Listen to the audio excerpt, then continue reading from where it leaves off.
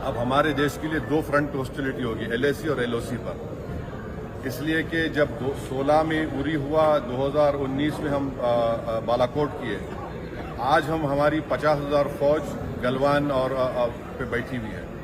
तो ये to front hostility को हमको देखने की जरूरत है। चाइना से हम इतना एक्सपोर्ट कर रहे हैं, इंपोर्ट से ज्यादा चाइना से इतना इंपोर्ट कर रहे हैं, एक्सपोर्ट से ज्यादा हो रहा है। तो हम चाइना पर भी इम्प्रेस करें। ऑपरेशन सिंदूर को अंजाम दिया।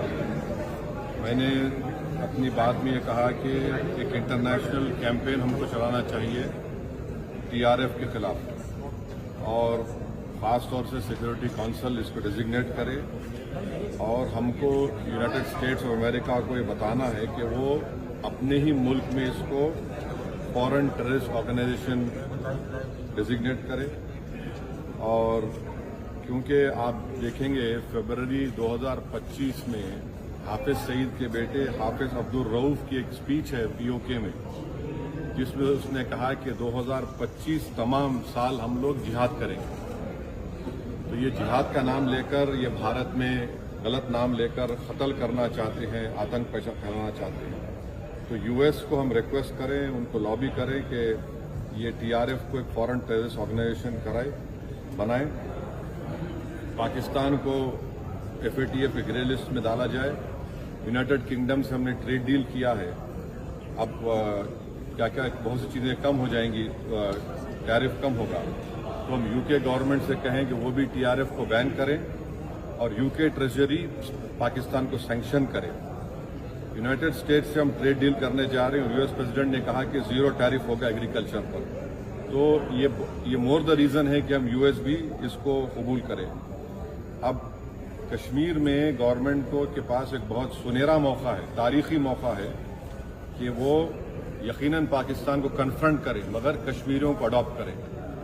आप कश्मीरियों को करीब करें, और ख़ास तौर से मैंने कहा कि जो पूंछ में जो लोगों की मौत हुई, सिविलियन लोगों की, और उरी में जो लोग जख्मी हुए, जिनके घर को नुकसान पहुंचा, गवर्नमेंट उनको टेररिस्ट विक्टिम का ऐलान करे, क्योंकि पाकिस्तान शेलिंग में उनकी मौत हुई है, और सिक्योरिटी रिलेटेड एक्सपेंडिचर के तहत मरने वालों को एक्सग्रेशिया दिया और सरकार उनका घर बना के दे।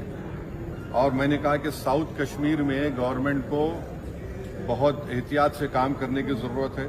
वहाँ के यूथ को हमको करीब करना है, और जो ऑपरेशन सिंदूर हुआ उसका मेरी नज़र में सबसे बड़ा इम्पोर्टेंस ये है कि मुरीद और भावलपुर पर अटैक होना, ये नॉन टेररिस्ट ऑर्गेनाइजेशन के हेडक्वार्टर्स है। ये बहुत अहम बात है जिसको हमको समझने की ज़रूरत है। मिलिट्री स्ट्रेटेजी वाइज आप देखेंगे, अब हमारे देश के लिए दो फ्रंट हॉस्टिलिटी होगी, LAC और LOC पर।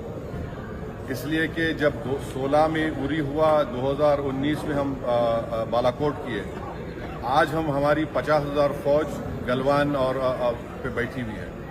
तो ये टू फ्रंट हॉस्टिलिटी को हमको देखने की जरूरत है। चाइना से हम इतना एक्सपोर्ट कर रहे हैं, इंपोर्ट से ज्यादा चाइना से इतना इंपोर्ट कर रहे हैं, एक्सपोर्ट से ज्यादा हो रहा है। तो हम चाइना पर भी इम्प्रेस करें कि वो पाकिस्तान को, TRF को, जितने टेररिस्ट वांटेड है इंडिया, उसको हवाले करें।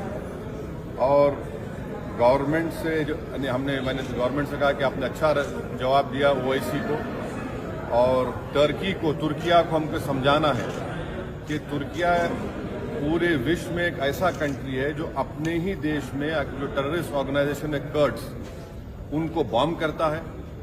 इराक में जब तक उनसे डील नहीं वहां बॉम्ब करता था, अब सीरिया में भी बॉम्ब करता है। तो तुर्किया को समझाने की जरूरत है कि जब आप कर्ड्स के ऊपर जो टेररिस्ट ऑर्गेनाइजेशन है उनको आप एक्शन ले सकते हो, भारत पे क्यों वो सवाल उठा रहे हैं। और हमने कहा कि ये आज पाकिस्तान इसको और एस्केलेट ना करे। इस सिलसिले में आज ईरानियन फॉरेन मिनिस्टर दिल्ली में है, सऊदी फॉरेन मिनिस्टर भी दिल्ली में है। और जो देश में मैंने कहा कि जो एक यूफोरिया है, इसको सरकार को देश को और मुत्तहिद करने के लिए और देश को ताकतवर बनाने के लिए इस्तेमाल करना पड़ेगा। और जो लोग मैंने जिक्र किया, हिमांशी, उस बच्ची का जिसने अपने पति को खोया 6 दिन की शादी के बाद, कि किस तरह सोशल मीडिया पर उसके ऊपर रिकेक हमले किए गए। और आखिर मैंने कहा कि न्यूयॉर्क टाइम्स, रॉयटर्स और CNN ने एक कहा कि भटिंडा में एक रफाइल गिरा है, वो सही है गलत है हम नहीं जानते, मगर हमने एक गवर्नमेंट से कम से कम इंडियन एयरफोर्स को आप कहिए कि उसको डिनाई करे, ताकि हमारे आर्म फोर्सेस का मोराल और उनके रेपुटेशन में कोई कमी ना आए। Thank you. अभी आप बोल दिया सर।